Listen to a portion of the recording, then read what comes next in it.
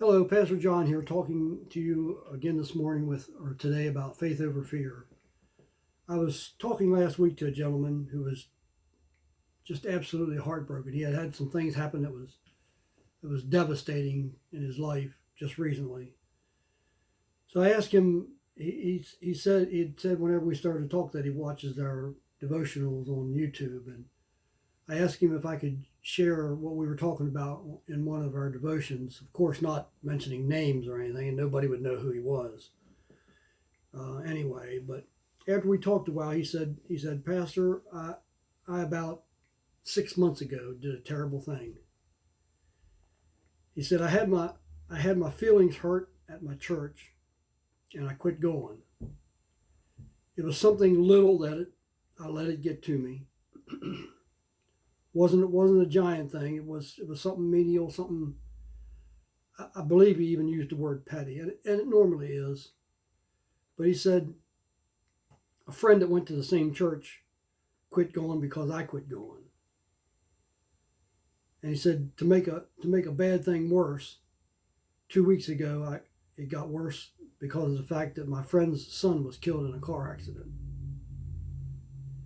He felt like this gentleman did. He felt like he had no place to go, no one to turn to, because he just quit going to the sanctuary of the church. He said to me, I just feel awful. I left the church over almost nothing. And now because of it, my best friend is suffering the loss of his son and the loss of his church at the same time, with, by now, giant tears running down both of our cheeks. He said, I just feel so trapped.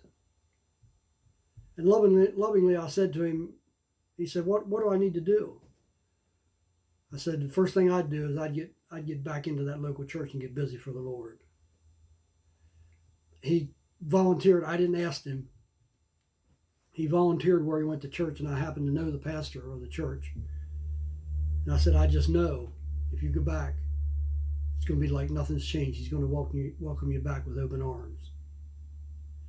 In Psalm 101, verse 7, it reads, I will behave myself wisely in a perfect way.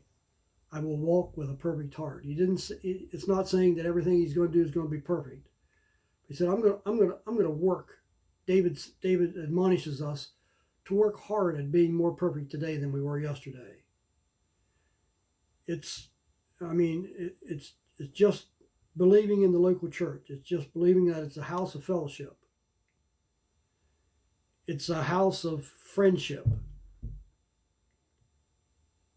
It's a house of learning. And many times over the course of years, it's a house of mending. My pastor from years ago was right when he told me, he said,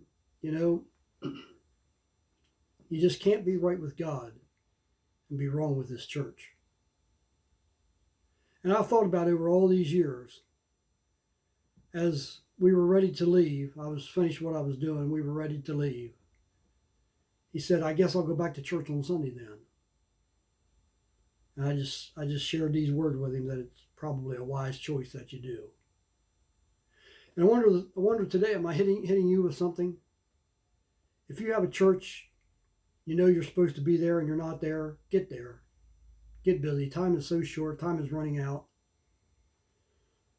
If you don't have a church anywhere, we'd love to have you at Pinesburg. But before I stop, I realize today is Veterans Day, so I want to thank all those who have served in the armed forces, no matter what it is, what branch you served in. I praise the Lord that we're free today because of what happened yesterday, and 100 yesterdays, and 1,000 yesterdays. I just felt like this morning, today I was going to share a Veterans Day thing, but I felt like I needed to share this because I needed it and someone else probably needed it also. I just wanted to empty my heart. I know the holiday season's coming, and folks, we need the local church more than we've ever needed the local church in the day and age in which we live. The guy said, it's my fault that my friend quit going to church. But he said it's not going to happen again. I reminded him not to beat himself up about it because his friend had a choice also, but to get in and get busy for Christ.